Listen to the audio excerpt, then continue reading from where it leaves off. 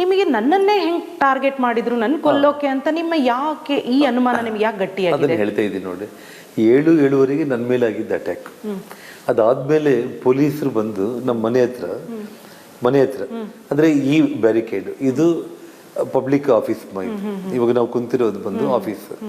ಈ ಮುಂಭಾಗದಲ್ಲಿ ರೋಡ್ ಬರುತ್ತೆ, ನಿಮಗೆ ಇದು ರೋಡ್ ಬರುತ್ತೆ.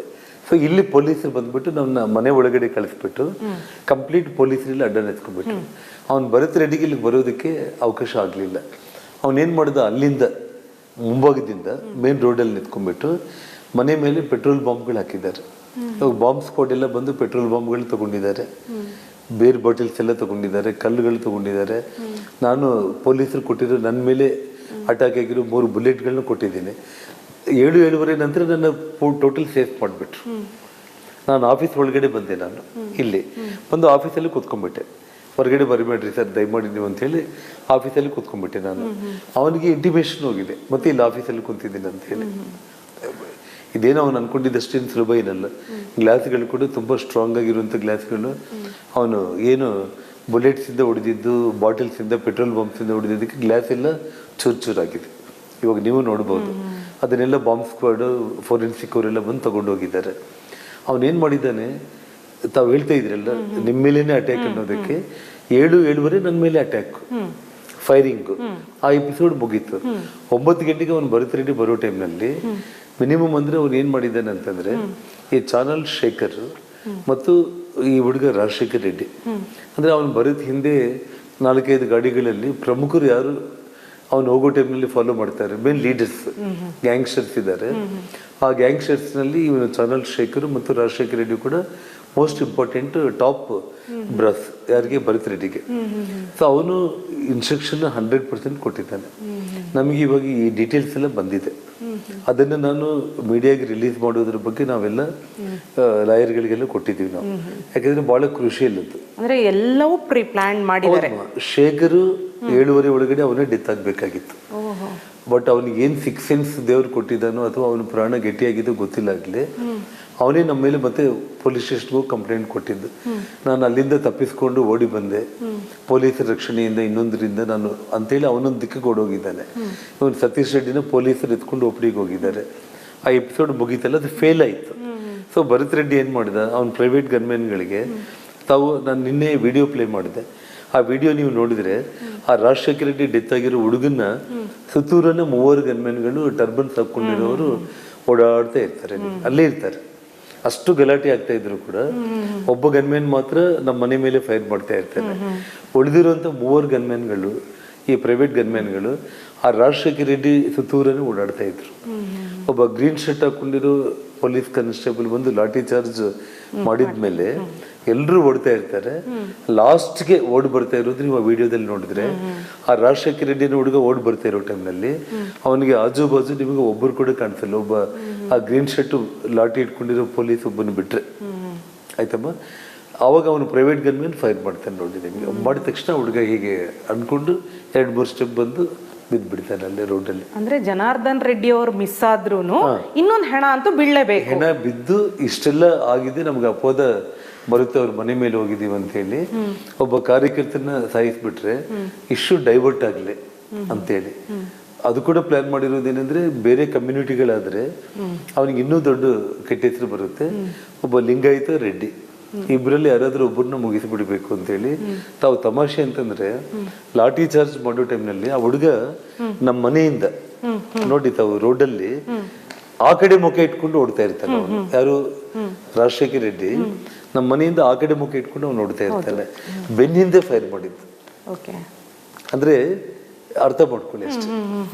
ಅಂದ್ರೆ ಅವ್ರ ಪ್ಲಾನ್ ಏನಪ್ಪಾ ಅಂತಂದ್ರೆ, ಈ ಕಡೆಯಿಂದ ಯಾರಾದ್ರೂ ಫೈರ್ ಮಾಡಿಬಿಟ್ಟು ಇವ್ರ ಮೇಲೆ ಆಗ್ಬಿಡ್ಬೇಕು ಅಂತ ಹೇಳಿ ಪ್ಲಾನ್ ಮಾಡ್ದ. ಬಟ್ ದೇವ್ರ ದೊಡ್ಡವನು, ಅವನೇ ಕುಣಿ ತಕೊಂಡು ಅದರಲ್ಲಿ ಬಿದ್ದ ಅಂತ ಹೇಳಿ ನಾನು ಭಾವಿಸ್ತೀನಿ.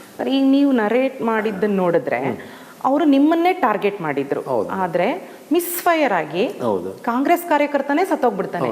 ನಿಮಗೆ ನನ್ನನ್ನೇ ಹೆಂಗ್ ಟಾರ್ಗೆಟ್ ಮಾಡಿದ್ರು, ನನ್ನ ಕೊಲ್ಲೋಕೆ ಅಂತ ನಿಮ್ಮ ಯಾಕೆ ಈ ಅನುಮಾನ ನಿಮ್ಗೆ ಯಾಕೆ ಗಟ್ಟಿಯಾಗಿದೆ? ಅದನ್ನ ಹೇಳ್ತಾ ಇದ್ದೀನಿ ನೋಡಿ. 7:07 ನನ್ನ ಮೇಲೆ ಆಗಿದ್ದ ಅಟ್ಯಾಕ್. ಅದಾದ್ಮೇಲೆ ಪೊಲೀಸರು ಬಂದು ನಮ್ಮ ಮನೆ ಹತ್ರ ಅಂದ್ರೆ ಈ ಬ್ಯಾರಿಕೇಡ್ ಇದು ಪಬ್ಲಿಕ್ ಆಫೀಸ್ ಇವಾಗ ನಾವು ಕುಂತಿರೋದು ಬಂದು ಆಫೀಸ್. ಈ ಮುಂಭಾಗದಲ್ಲಿ ರೋಡ್ ಬರುತ್ತೆ ನಿಮಗೆ, ಇದು ರೋಡ್ ಬರುತ್ತೆ. ಸೊ ಇಲ್ಲಿ ಪೊಲೀಸರು ಬಂದ್ಬಿಟ್ಟು ನನ್ನ ಮನೆ ಒಳಗಡೆ ಕಳಿಸ್ಬಿಟ್ಟು ಕಂಪ್ಲೀಟ್ ಪೊಲೀಸರಲ್ಲಿ ಅಡ್ಡ ನೆತ್ಕೊಂಡ್ಬಿಟ್ಟು ಅವ್ನು ಭರತ್ ರೆಡ್ಡಿಗೆ ಇಲ್ಲಿಗೆ ಬರೋದಕ್ಕೆ ಅವಕಾಶ ಆಗಲಿಲ್ಲ. ಅವನೇನು ಮಾಡ್ದ, ಅಲ್ಲಿಂದ ಮುಂಭಾಗದಿಂದ ಮೇನ್ ರೋಡಲ್ಲಿ ನಿಂತ್ಕೊಂಡ್ಬಿಟ್ಟು ಮನೆ ಮೇಲೆ ಪೆಟ್ರೋಲ್ ಬಾಂಬ್ಗಳು ಹಾಕಿದ್ದಾರೆ. ಇವಾಗ ಬಾಂಬ್ ಸ್ಕ್ವಾಡ್ ಎಲ್ಲ ಬಂದು ಪೆಟ್ರೋಲ್ ಬಾಂಬ್ಗಳು ತಗೊಂಡಿದ್ದಾರೆ, ಬೇರ್ ಬಾಟಲ್ಸ್ ಎಲ್ಲ ತಗೊಂಡಿದ್ದಾರೆ, ಕಲ್ಲುಗಳು ತಗೊಂಡಿದ್ದಾರೆ. ನಾನು ಪೊಲೀಸರು ಕೊಟ್ಟಿರೋ ನನ್ನ ಮೇಲೆ ಅಟ್ಯಾಕ್ ಆಗಿರೋ 3 ಬುಲೆಟ್ಗಳನ್ನ ಕೊಟ್ಟಿದ್ದೀನಿ. 7-7:30 ನಂತರ ನನ್ನ ಟೋಟಲ್ ಸೇಫ್ ಮಾಡಿಬಿಟ್ರು. ನಾನು ಆಫೀಸ್ ಒಳಗಡೆ ಬಂದೆ, ನಾನು ಇಲ್ಲಿ ಬಂದು ಆಫೀಸಲ್ಲಿ ಕೂತ್ಕೊಂಡ್ಬಿಟ್ಟೆ. ಹೊರಗಡೆ ಬರಬೇಡ್ರಿ ಸರ್ ದಯಮಾಡಿ ನೀವು ಅಂತೇಳಿ ಆಫೀಸಲ್ಲಿ ಕೂತ್ಕೊಂಡ್ಬಿಟ್ಟೆ. ನಾನು ಅವನಿಗೆ ಇಂಟಿಮೇಷನ್ ಹೋಗಿದೆ ಮತ್ತೆ ಇಲ್ಲಿ ಆಫೀಸಲ್ಲಿ ಕುಂತಿದ್ದೀನಿ ಅಂತ ಹೇಳಿ. ಇದೇನೋ ಅವನು ಅನ್ಕೊಂಡಿದ್ದಷ್ಟೇನು ಸುಲಭ ಏನಲ್ಲ. ಗ್ಲಾಸ್ಗಳು ಕೂಡ ತುಂಬ ಸ್ಟ್ರಾಂಗ್ ಆಗಿರುವಂಥ ಗ್ಲಾಸ್ಗಳು.